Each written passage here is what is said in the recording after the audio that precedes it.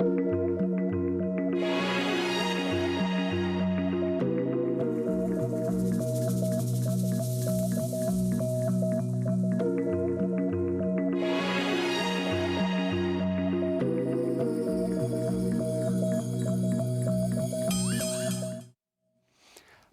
et merci de nous retrouver pour La Foi prise au mot, votre émission de réflexion et de formation.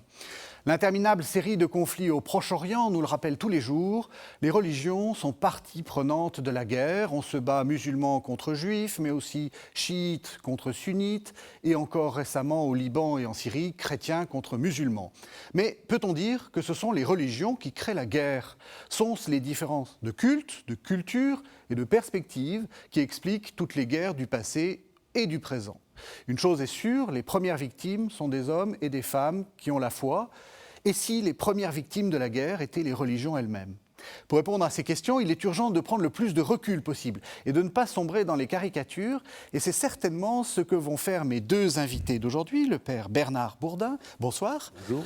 Vous êtes dominicain et vous êtes professeur de philosophie politique à l'Institut catholique de Paris. Et puis Martin Motte, bonsoir. Bonsoir. Vous êtes directeur d'études à l'école pratique des hautes études. Alors, en fait, les téléspectateurs vous connaissent et connaissent bien même le duo que vous formez, puisque en début 2023, je crois, on avait déjà fait une émission sur guerre et paix. Et d'une certaine façon, c'est le tome 2. Et j'invite les téléspectateurs à nous retrouver sur www.ktotv.com.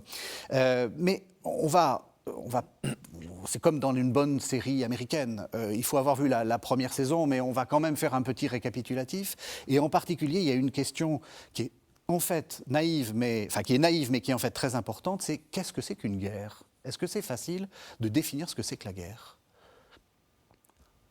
Vous vous regardez d'un air entendu, c'est pas bon signe. Et le mieux placé. Bon, la guerre, c'est selon la définition classique de Clausewitz, c'est la poursuite de la politique par d'autres moyens. Donc ça engage des collectivités organisées qui luttent pour des intérêts qui peuvent être soit marginaux, soit décisifs, c'est-à-dire engagés jusqu'à leur survie. Et évidemment, par rapport à notre sujet guerre et religion, la question c'est de savoir si lorsqu'une guerre est religieuse, elle cesse d'être politique, auquel cas ce ne serait plus une guerre selon la définition de Clausewitz, ou si en fait, c'est ce qui est d'ailleurs ma conviction, la politique englobe aussi le religieux, et le religieux enveloppe aussi d'une certaine manière, toujours plus ou moins, du politique. Quand on imagine la guerre, on imagine deux armées, on imagine la guerre de 14 en fait, donc, que vous connaissez bien, Martin Motte, c'est-à-dire deux armées, des tranchées face à face. Est-ce que ça correspond aux guerres d'aujourd'hui ?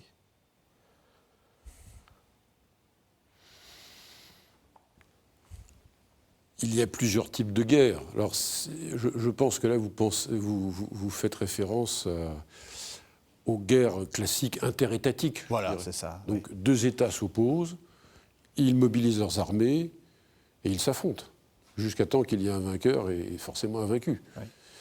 Alors ensuite, est-ce que la guerre n'est que cela ?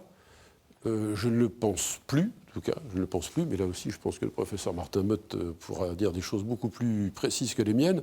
Je dirais qu'on a vu... Alors, il y a le concept de guerre totale, sur lequel on reviendra sans doute tout à l'heure, et qui mobilise totalement un pays, et puis qui, à mon sens, un des critères, mais c'est certainement pas le seul, fait de moins en moins le distinguo entre les armées qui s'affrontent et la population civile. Oui. Et ça, c'est évidemment extrêmement dangereux et violent, forcément.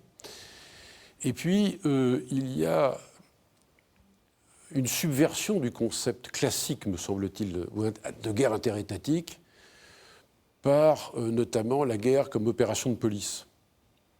Par exemple, parce qu'on a plusieurs exemples malheureusement au cours de ces dernières années, je pense à l'invasion des États-Unis en Irak.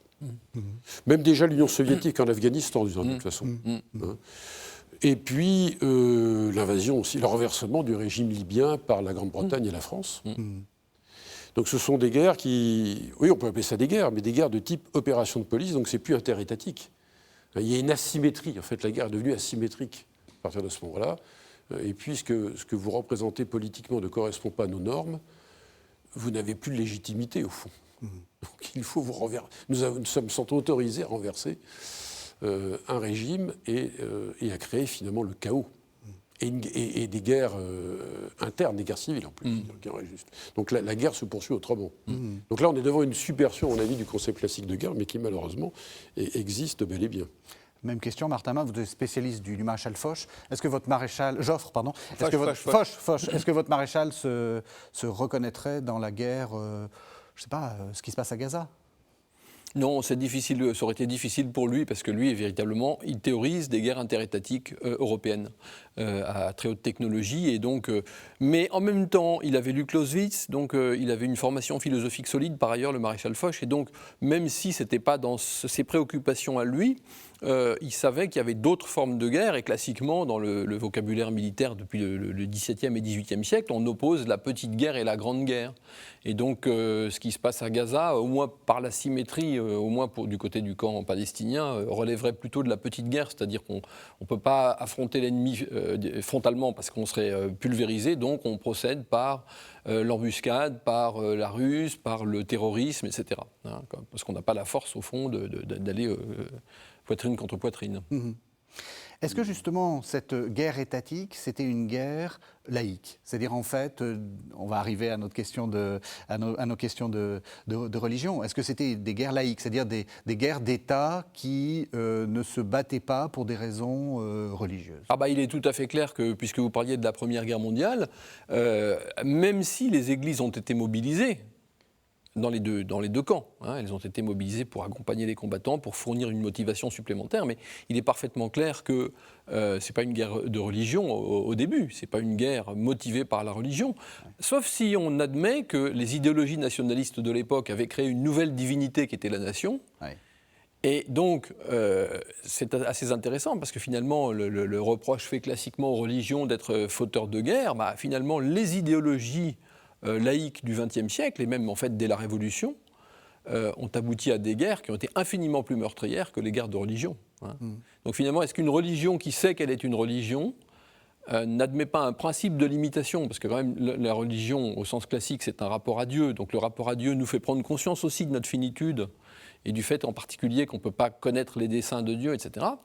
Alors que dans les idéologies, c'était Alain Besançon qui disait ça, la différence finalement entre l'idéologie et la religion, c'est que le croyant sait qu'il croit, alors que l'idéologue croit qu'il sait. Dans l'idéologie, il y a toujours une espèce de substrat scientiste, positif, etc.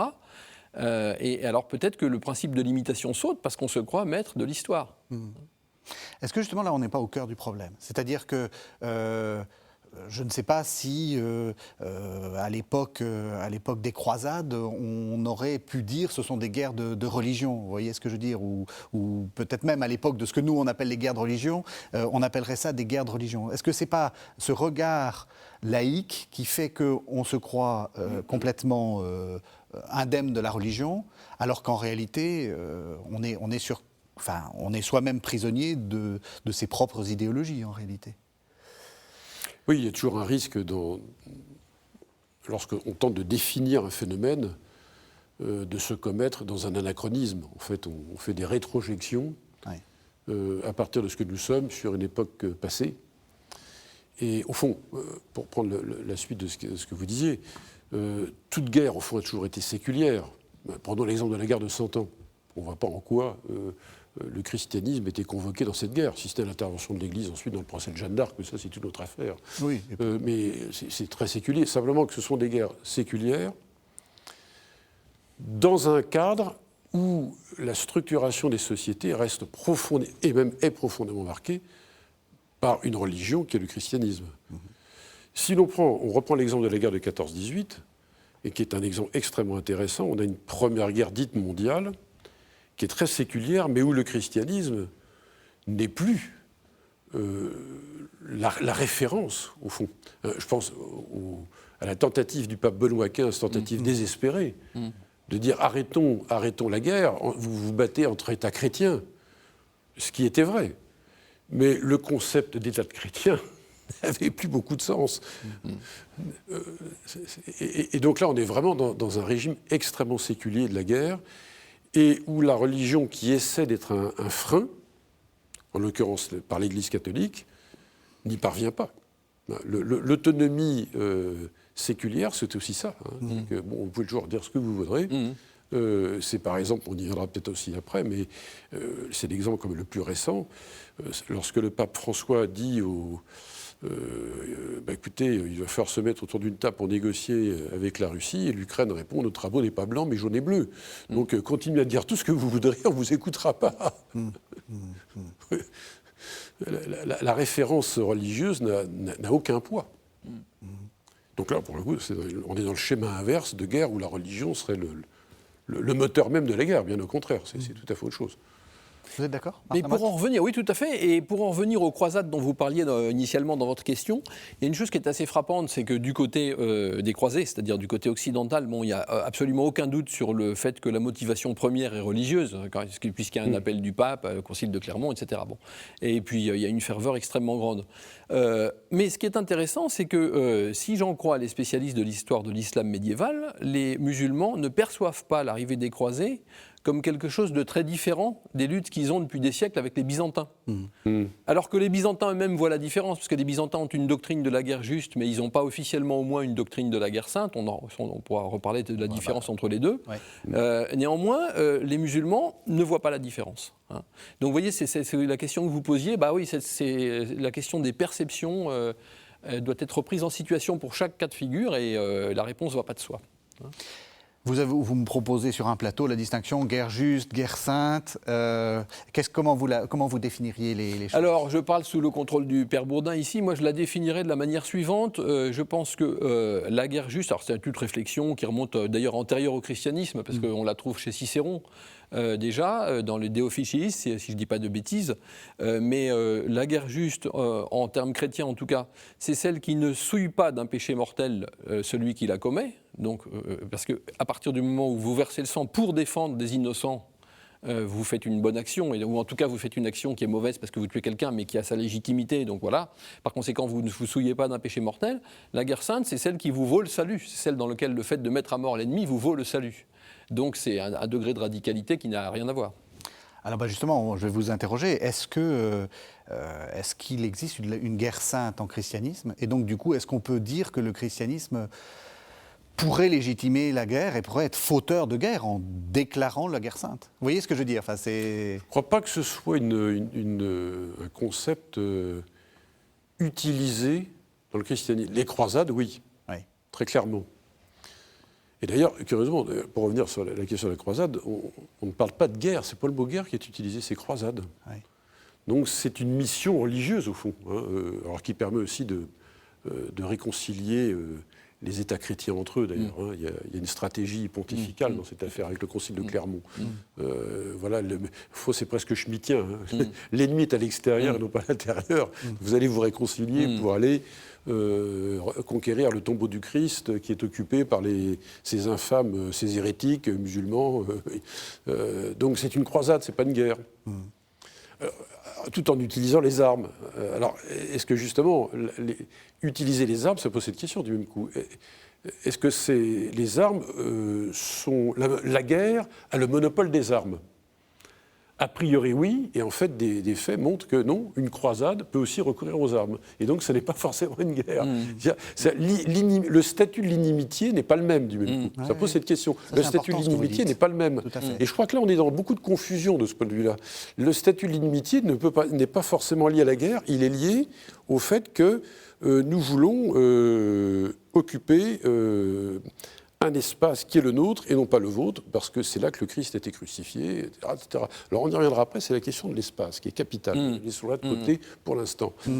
Alors, ensuite, guerre juste, c'est autre chose. Il y a ce que vient de dire le professeur Martin Motte, mais il y a aussi le principe tout simplement de légitime défense, au fond. Une guerre d'agression n'est pas une guerre juste. La défense de l'agresseur, lui, peut se protéger. Et pour cela, le prince légitime peut engager la guerre, et en vue d'une fin qui est le retour à la paix. Hein, c'est les 3 critères de la guerre juste.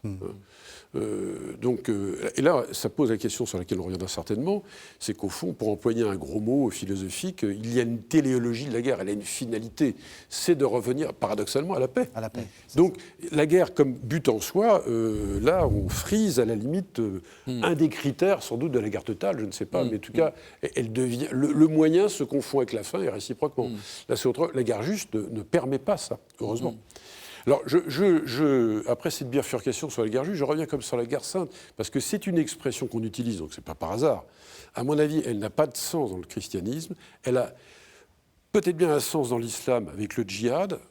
Je laisse là aux spécialistes, donc je ne m'aventurerai pas sur un terrain que je ne connais pas, mais qui est quand même expansive, et qui pose aussi la question de l'espace.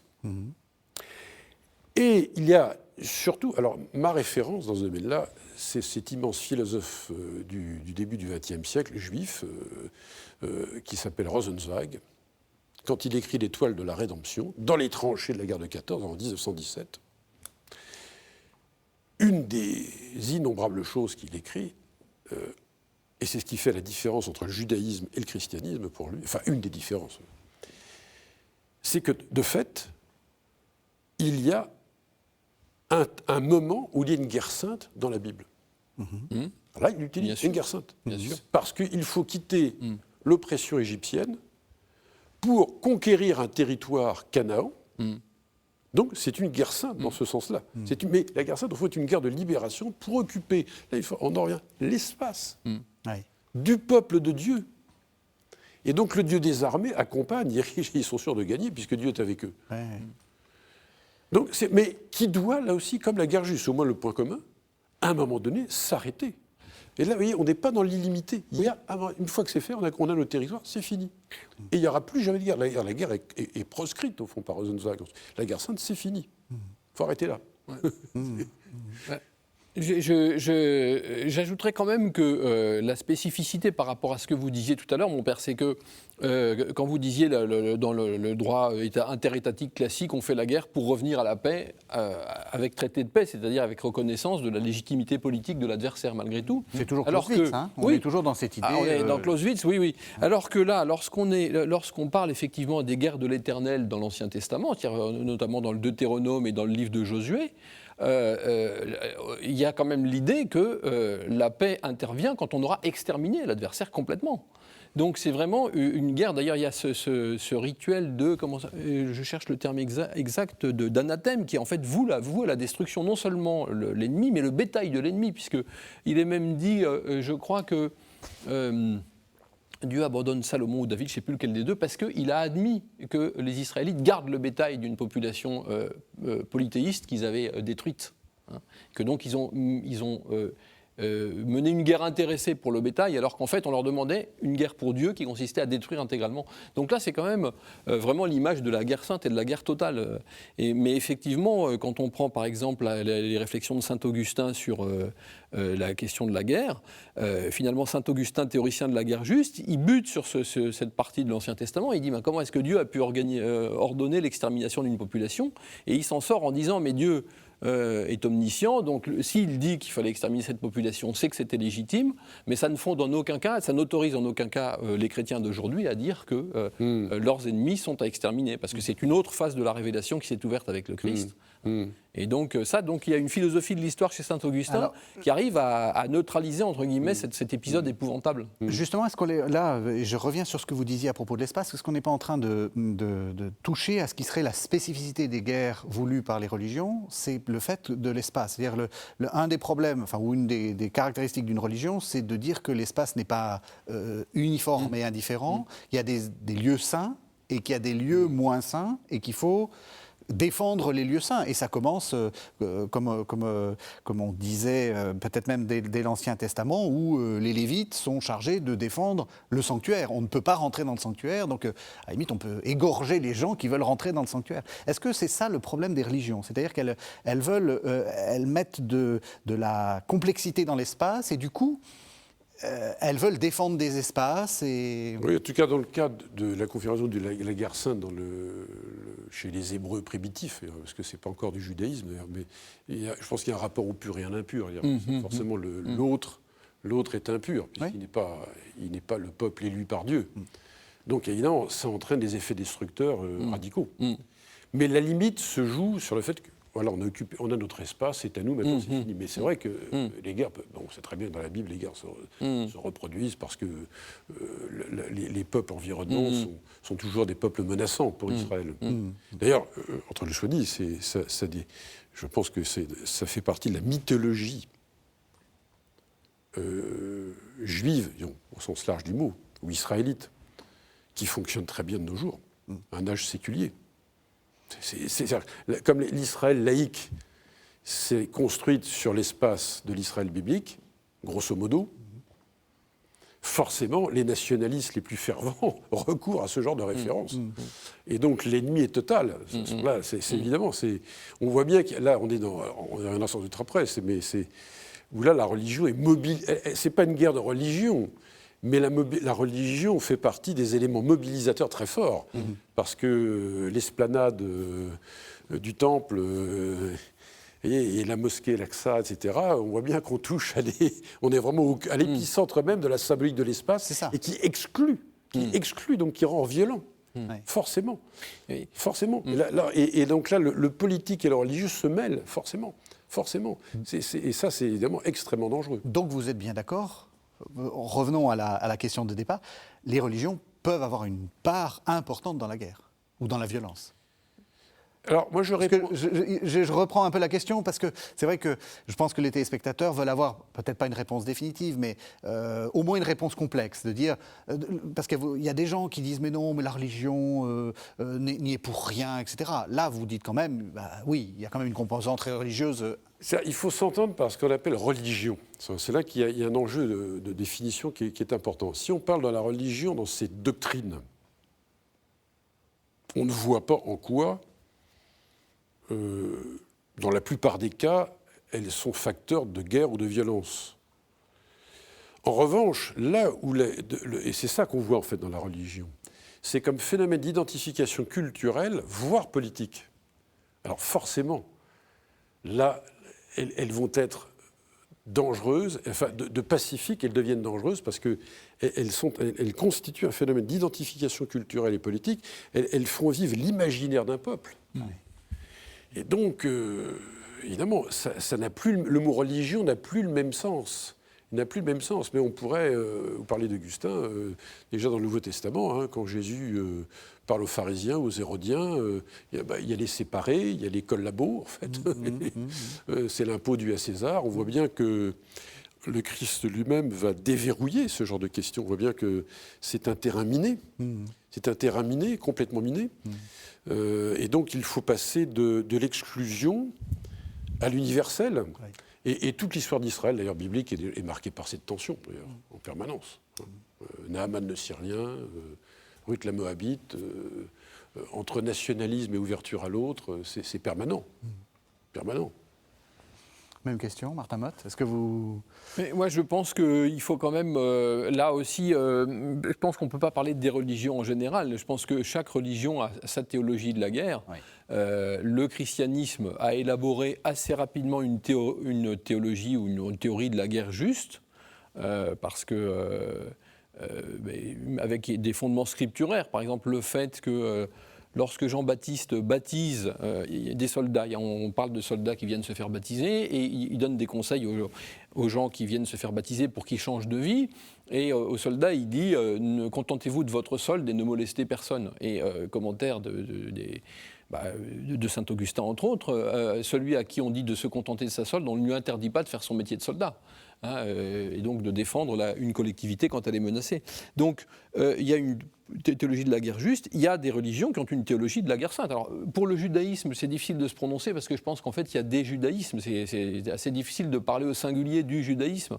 Mais il y a quand même, le père Bourdin le disait à l'instant, aujourd'hui les ultra-orthodoxes en Israël ressuscitent assez clairement un logiciel de guerre sainte qui est incontestablement dans dans le Deutéronome, dans le livre de Josué, etc. Bon, dans l'islam, il y a incontestablement la guerre sainte, ça ne semble pas contestable, c'est écrit dans le Coran. Mahomet a mené de nombreuses expéditions de guerre, il est bien écrit noir sur blanc, combattez les polythéistes et les gens du livre qui ne veulent pas se soumettre, jusqu'à ce qu'ils se soumettent et payent l'impôt. Donc voilà, donc il y a quand même une théologie de la guerre qui est parfaitement claire. Bon, et puis dans le christianisme, alors il y a les croisades, mais les croisades, encore une fois, n'appartiennent pas au corpus doctrinal du christianisme. C'est quelque chose qui est lié à une situation spécifique de l'Occident. D'ailleurs, la preuve, c'est qu'il n'y a pas de croisade à Byzance. C'est lié à une situation spécifique de l'Occident, c'est que les grandes invasions germaniques du 5e siècle ont détruit les pouvoirs civils, ont détruit l'Empire romain d'Occident, et finalement, les populations gallo-romaines, ou en tout cas les populations d'Occident, sont allées trouver les évêques, puis le pape comme leur intermédiaire entre elles et puis les barbares, pour négocier avec les barbares. Et donc finalement, l'Église s'est trouvée investie d'un pouvoir politique qu'au début, elle n'a pas recherché comme tel, mais elle en a hérité parce qu'elle en a été investie. Et évidemment, quand on a le pouvoir politique, il est tentant d'instrumentaliser la religion pour...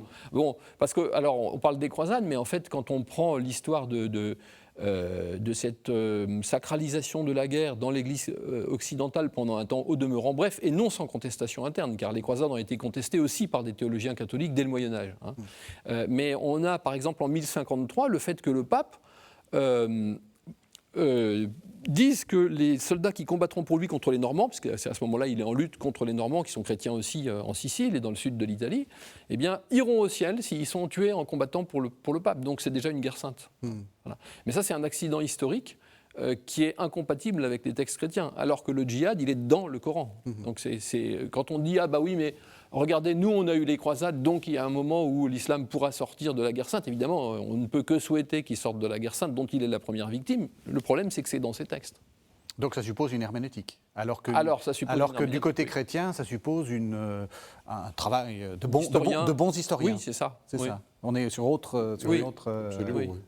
Et alors, il faudrait ajouter à cela que au sein du christianisme, il y a aussi des gens qui... Alors, je pense aux puritains, notamment aux branches radicales du protestantisme, spécialement les puritains, qui ont quand même tellement été obsédés par la lecture de l'Ancien ou du Premier Testament, qui sont revenus à un logiciel de guerre sainte. Et bon, là, il y a une chose qui pour moi est emblématique, c'est quand on prend le devenir des Indiens d'Amérique au moment de la conquête européenne. On a beaucoup dit que les conquistadors espagnols ou portugais, donc catholiques, avaient exterminé les Indiens. En fait, ce qui a détruit les Indiens d'Amérique du Sud, outre quelques massacres avérés, bien entendu, c'est avant tout le choc bactériologique, oui, c'est ça. Donc auquel personne ne pouvait rien. Mais en fait, quand vous prenez la population de l'Amérique latine aujourd'hui, vous avez 80% de la population qui est entièrement ou partiellement d'ascendance indienne. 80% de la population, en Amérique du Nord, c'est de l'ordre de 1%. Donc l'extermination des Indiens, c'est en terre protestante qu'elle a eu lieu, c'est pas en terre catholique. Parce qu'il y avait un logiciel de guerre sainte chez les puritains.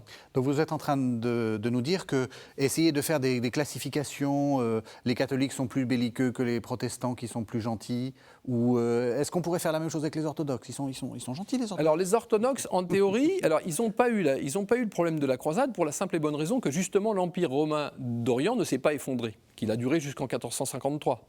Donc il y avait donc un pouvoir entre guillemets laïque en réalité de d'essence sacrée, puisqu'il y avait un sacre, bien. Mais enfin, il y avait donc un pouvoir qui n'était pas le pouvoir ecclésial, bien que travaillant main dans la main avec le pouvoir ecclésial, et donc c'était lui qui décrétait la guerre ou la paix, c'était pas l'Église qui avait à le faire, puisqu'elle n'avait pas le pouvoir politique. Donc c'est pour ça qu'il n'y a pas eu de théologie de la guerre sainte. Mais même à Byzance, on a quand même des tentations de la guerre sainte. Je pense à l'empereur Héraclius, quand il combat les Perses vers les années 600, l'armée est toujours précédée de la vraie croix.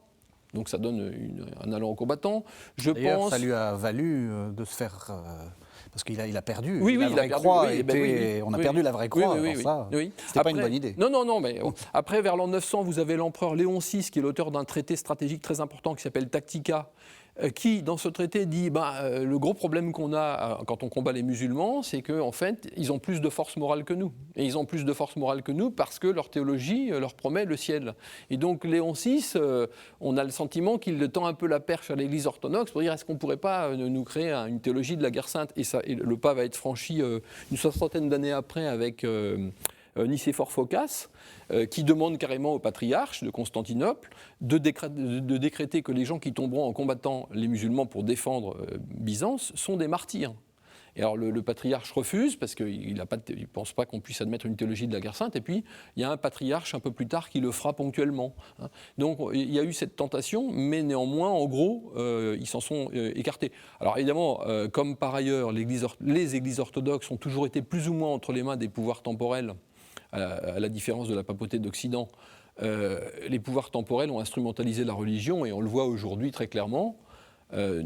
Et du côté de Poutine d'ailleurs, et du côté d'ailleurs aussi de Zelensky, puisque aujourd'hui en Ukraine, je crois qu'il y a autant d'églises orthodoxes, je crois il doit y en avoir quelque chose comme 5 ou 6 aujourd'hui, qu'il y a d'issues possibles de la guerre. Donc c'est-à-dire qu'en fait, les scénarios politiques ont commandé la répartition ecclésiologique. Est-ce que, parce que maintenant qu'on fait des classements et qu'on voit que c'est peut-être pas si évident que ça, qu'il y ait des religions plus belliqueuses ou même des dénominations, comme on dit, plus belliqueuses. Est-ce que on peut faire quand même une petite différence entre les monothéismes, qui seraient plus belliqueux parce que plus, vous voyez, liés à un Dieu tout-puissant, etc., et d'autres religions qui seraient plus... moins tentés par, peut-être par le pouvoir, par la volonté de puissance, etc. Ça, on l'entend aussi beaucoup. Vous y croyez, vous ? Oui, on l'entend beaucoup, oui. Bon, mais comme vient de le dire, il faut bien distinguer au sein du monothéisme 3 types de monothéisme, déjà pour commencer. Ouais. Celui juif est un rapport beaucoup plus introverti, puisqu'il n'y a pas de conquête de l'espace, hormis Israël, sur lequel se polarise des quantités de choses absolument extraordinaires. Enfin, qui, dans le monde actuel, est quand même assez problématique. Absolument. Parce que justement, c'est un petit territoire. D'ailleurs, il faut aussi parler un peu chiffres. Je pense que maintenant, on est en gros à 50-50, voire peut-être que la tendance est inversée, à mon sens, dans le mauvais sens du terme. C'est-à-dire que peut-être plus de juifs en Israël que dans le monde. C'est-à-dire que la pente nationaliste l'emporte sur la pente diasporique et donc plus universelle. Moi, je le sais même d'un rabbin qui me disait, mais c'est un très mauvais message pour nous, juifs. Bon, mais arrêtons là-dessus, c'est pas le sujet. Mais le rapport derrière la guerre, il y a encore une fois un rapport à l'espace qui est très singulier à chaque fois. Pour l'israélisme, c'est ça, c'est autre chose. Le christianisme a un rapport à l'espace d'expansion, mais missionnaire, qui ne se confond pas avec la guerre en tant que telle. La croisade, c'est vrai qu'au fond, ce n'est qu'un contexte historique et c'est pas endogène, en effet. C'est pas biblique en soi. Mais il y a un rapport à l'islam, oui, il y a un rapport à l'espace aussi, très missionnaire, mais qui se double aussi de la mission, c'est la conquête. Donc, ça fait déjà 3 types de monothéisme très, très différents. Alors, bien sûr, on pourrait dire qu'il y a un sens exclusif de la vérité par la foi en un Dieu, une vérité religieuse unique, etc., etc. C'est vrai. Mais ce n'est pas aussi fatal que ça. Pensons par exemple, on parlait de Byzance. Lorsque l'Empire ottoman s'est installé en lieu et place de l'Empire byzantin, c'est donc au XVe siècle que je pense à Nicolas de Cus, je pense à Marcille Ficin, je pense à Pic de la Mirandole. Voilà 3 grands humanistes qui se mettent à penser l'unicité quand même des 3 monothéismes et qui, au fond, par la doctrine rancia en particulier, une vérité commune. Donc il y a une réflexion. Ce n'est pas des gens bornés qui se disent on a tous la vérité. Non, il y a l'idée qu'il y a une idée très humaniste que ces 3 vérités se déclinent très différemment forcément, mais ne sont pas forcément excluantes l'une de l'autre. Alors, ce n'est pas encore la déclaration sur la liberté religieuse à Vatican II, mais il y a quand même une réflexion qui va dans ce sens, qui est quand même très importante. C'est les promoteurs, enfin, je veux dire, c'est les premiers de... on est loin d'être dans la laïcité. Non, tout à fait. Donc, il faut faire très attention au discours très convenu en la matière, des poncifs, au fond, Moyen-Âge égale obscurantisme, etc. Et toutes les religions s'affrontent les unes les autres. Il y a du vrai, mais c'est loin d'être aussi vrai que ça. La Sicile, d'ailleurs, était, à l'époque des rois normands, une terre de tolérance absolument remarquable. Et même, il fut un certain temps l'Espagne aussi, je crois, d'ailleurs, aussi. Donc, c'est pas aussi simple. Alors, affirmer que les autres religions seraient peut-être plus tolérantes que les 3 monothéismes, à mon avis, rien n'est sûr. Loin de là, c'est pas parce qu'il y a des religions sans Dieu que tout de suite ça règle le problème, qu'elles n'ont pas de dogme, qu'elles n'ont pas d'église, que tout est réglé et que tout va très bien. En fait, on s'aperçoit que, je dirais même que ça les expose, même probablement, à une d'autant plus grande instrumentalisation qu'il n'y a pas d'église, donc il n'y a pas de vis-à-vis. Hein, et donc l'hindouisme peut facilement être la carte d'identité de l'Inde, le confucianisme de la Chine et de tous les pays confucéens, le bouddhisme également, etc. etc. Et donc on sait bien qu'il y a des fanatiques dans toutes ces religions, des extrémistes et donc de la violence. Encore une fois, je crois que l'enjeu, à mon avis, se joue autour de la question du rapport des religions à l'espace. Est-ce qu'il est monopolistique ou non ? Et s'il est monopolistique, ça veut dire que la religion joue un rôle d'identification culturelle et politique qui la rend excluante et qui la conduit à admettre avec beaucoup de difficultés qu'il y ait des minorités. L'espace doit être homogène autant que possible. Donc forcément, c'est potentiellement violent. Alors ce n'est pas forcément de la guerre, mais c'est la violence en tout cas. Et on est, à mon avis, dans ce scénario actuellement. On le voit bien en Inde, on le voit bien dans... On parle de l'orthodoxie, dans l'affrontement Russie-Ukraine, c'est un affrontement de deux cousins germains, hein, de deux manières aussi de concevoir l'orthodoxie, encore que les deux pays soient aussi nationalistes l'un que l'autre. Mais avec le rapport à l'espace, on bien très très fort, très très fort. Et donc une intolérance tout aussi grande. Le cas type en Ukraine actuellement, c'est surtout la loi, ou le projet de loi encore, mais c'est quasiment fait à mon avis, d'interdiction des activités de l'Église rattachée au patriarcat de Moscou. Donc, je crois que cette loi, d'ailleurs, est très mauvaise. C'est un très mauvais projet, à mon sens, parce qu'ils sont en train de créer des Ukrainiens de seconde zone, parce qu'ils sont rattachés au patriarcat de Moscou. Et donc, ils mêlent, on voit bien, ils mêlent dans cette loi la loyauté civile, qui me paraît être totalement une exigence d'un État parfaitement légitime, avec la liberté de conscience, qui elle est tout aussi légitime. On voit bien que les deux n'arrivent pas à se combiner. C'est assez grave. Hein. D'ailleurs, je saisis l'occasion, puisque j'ai beaucoup travaillé sur ce pays au début du fin 16e, début du XVIIe siècle, je pense à l'Angleterre. Eh bien, on est en train de régresser de 3 siècles en arrière au monde d'Ukraine actuellement, avec cette manière de voir les choses. Je pense au roi d'Angleterre, Jacques Ier. Que fait-il après avoir été victime, échappant à la mort malgré tout, de 3 attentats catholiques ? Eh bien, il impose aux catholiques un serment d'allégeance. Donc, il sait faire la distinction très claire entre des catholiques loyaux, la foi catholique et la loyauté civile. Nous sommes au tout début du XVIIe siècle. Il a parfaitement compris ça. Et il dit à ses parlementaires, arrêtez vos histoires de discrimination à la profession, etc. Il y a d'autres méthodes. Et le véritable enjeu, il est civil. Donc on peut être catholique anglais si on est loyal à l'égard de l'État. Le reste, ça les regarde. Alors à condition qu'ils ne professent pas des doctrines qui pourraient, effectivement.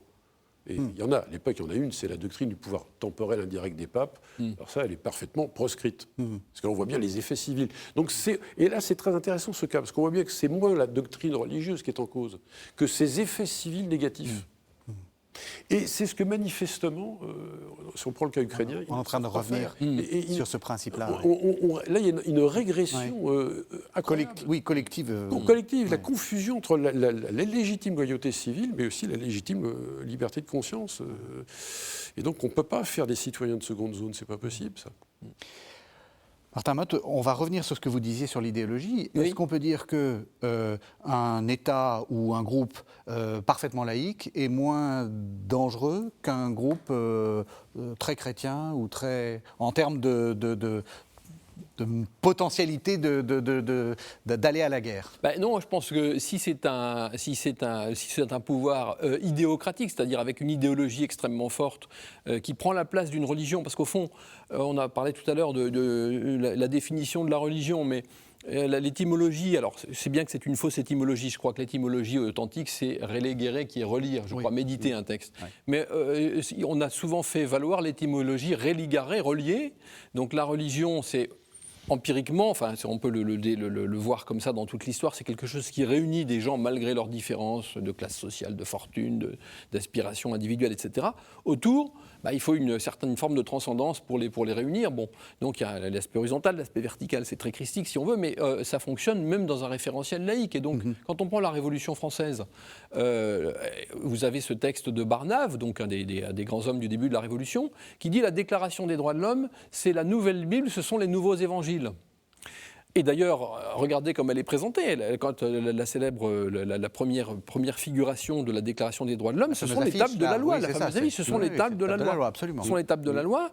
Et Robespierre va dire, juste avant la déclaration de guerre de 1792 de la Révolution à l'Europe, d'abord à l'Autriche, puis ensuite à toute l'Europe jusqu'à mars 93, ça va crescendo, il dit « Si les rois se refusent à la paix », alors qu'en fait c'est la Révolution qui va déclarer, si les rois se refusent à la paix, alors la guerre sera totale. C'est quand même très intéressant, c'est la première occurrence de moi connue de l'expression guerre totale.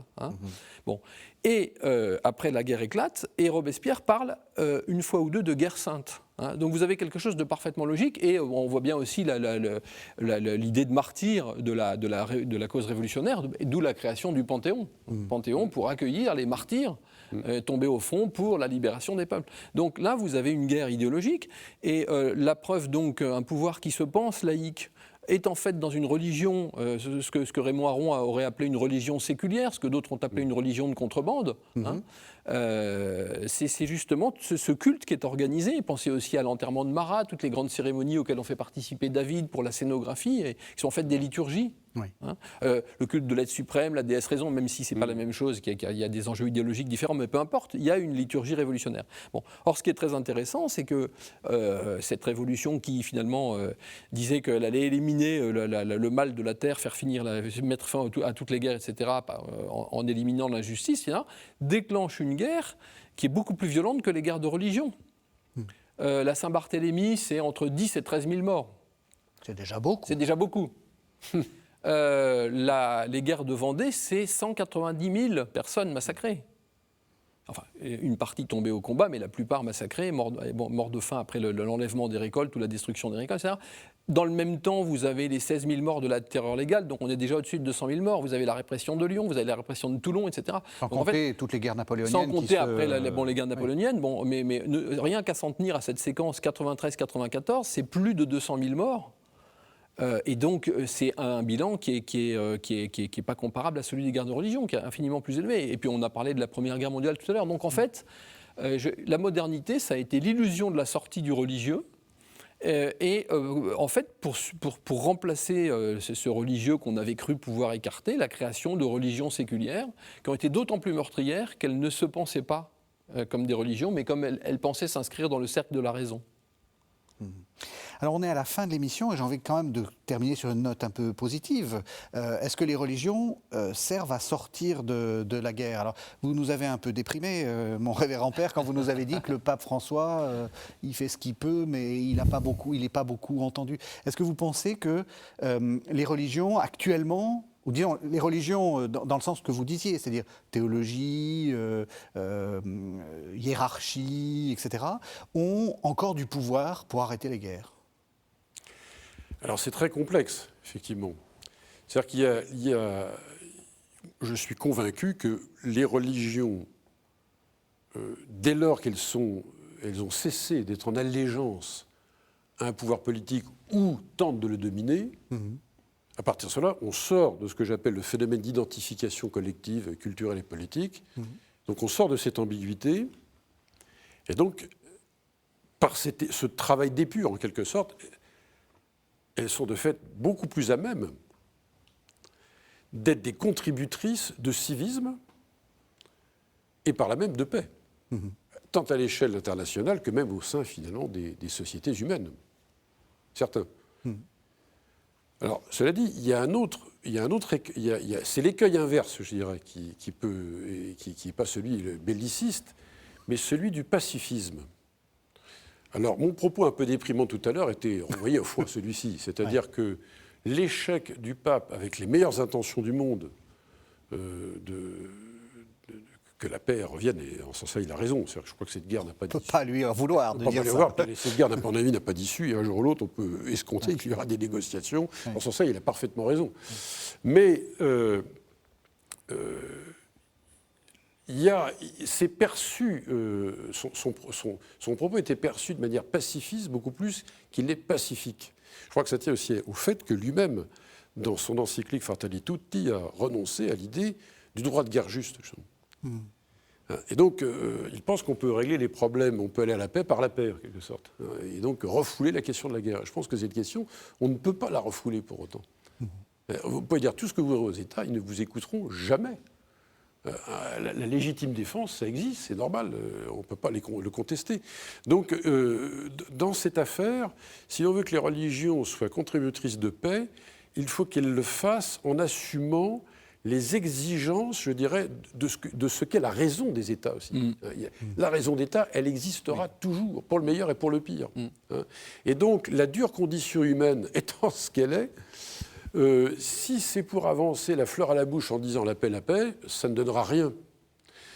C'est ce que j'appelle le pacifisme. Inversement, effectivement, si les religions tiennent compte de ce facteur humain qui s'appelle la guerre, et qu'elle peut avoir des conditions justes d'exercice, et donc que l'ennemi n'est pas le mal absolu, que la guerre n'est pas le mal absolu non plus. Elle n'est qu'un mal momentané. Alors à ce moment-là, effectivement, l'esprit authentiquement pacifique peut avoir voix au chapitre et tenter de régler un certain nombre de problèmes. Ça, je suis convaincu que les religions sont capables de faire ça, parce que ça fait partie de leur texte, de leurs ressources.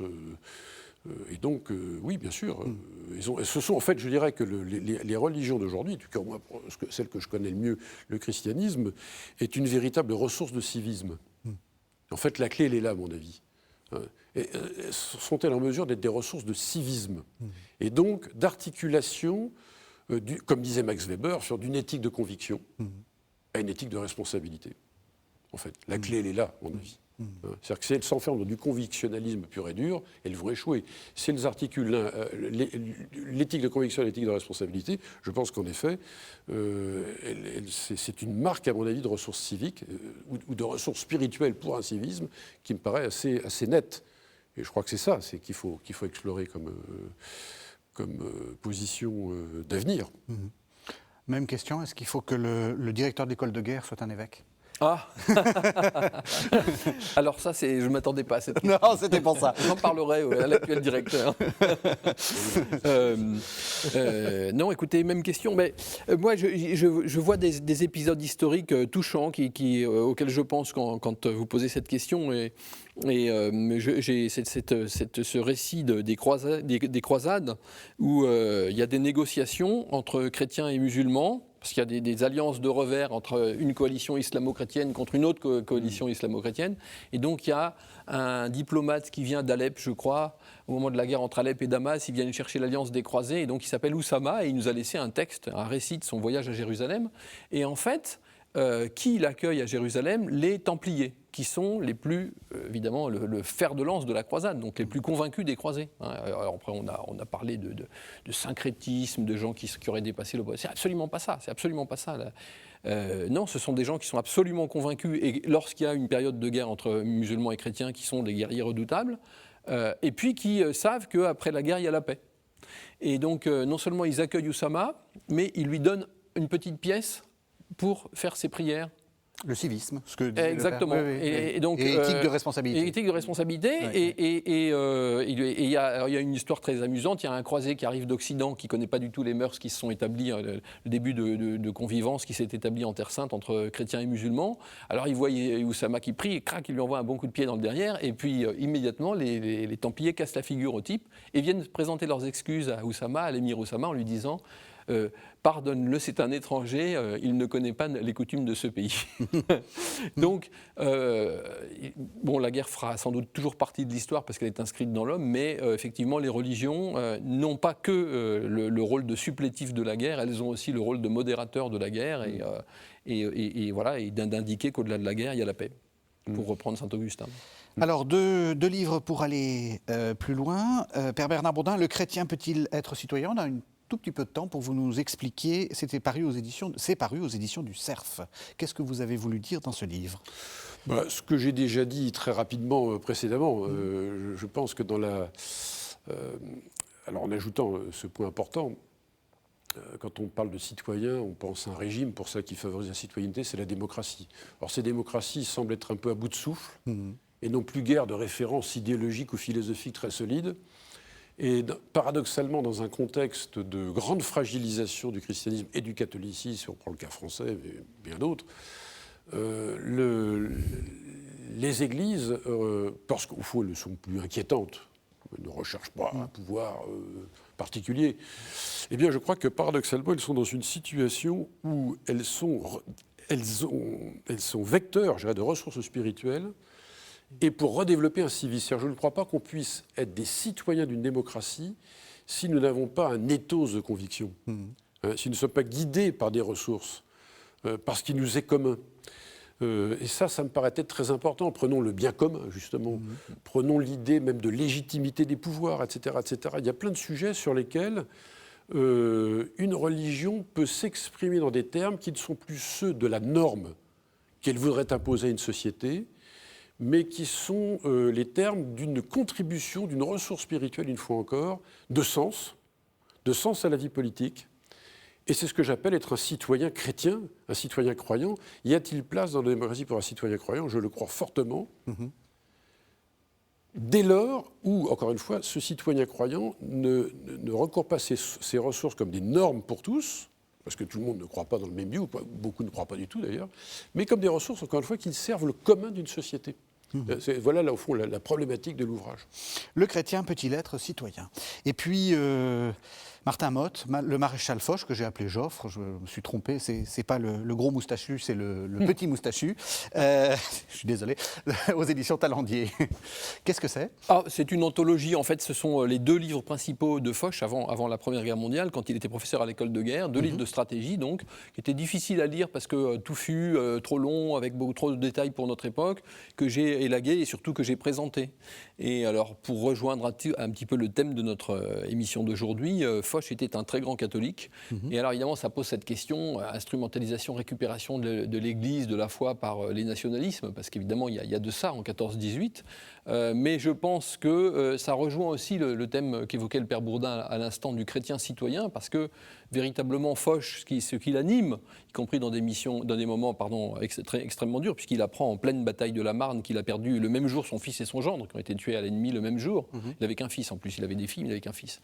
Et au fond, ce qui l'aide à tenir, il l'a dit, il l'a répété, c'est la prière, et l'idée qu'il a une mission de défense de la collectivité. Donc le chrétien au service de sa patrie, en l'occurrence, voilà, c'est intéressant. Et on pourrait multiplier les exemples. Je pense au général de Montsabert, si vous allez à Notre-Dame de la Garde. Notre-Dame de la Garde, à Marseille, vous avez le pavillon de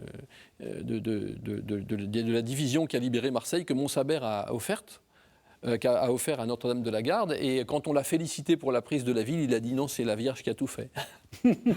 Voilà, donc on retrouve le maréchal Foch dans votre anthologie aux éditions Talendier. Merci à tous les deux, merci de nous avoir suivis. Vous savez que vous pouvez retrouver cette émission sur le site internet de la chaîne www.ktotv.com. Et on se retrouve la semaine prochaine.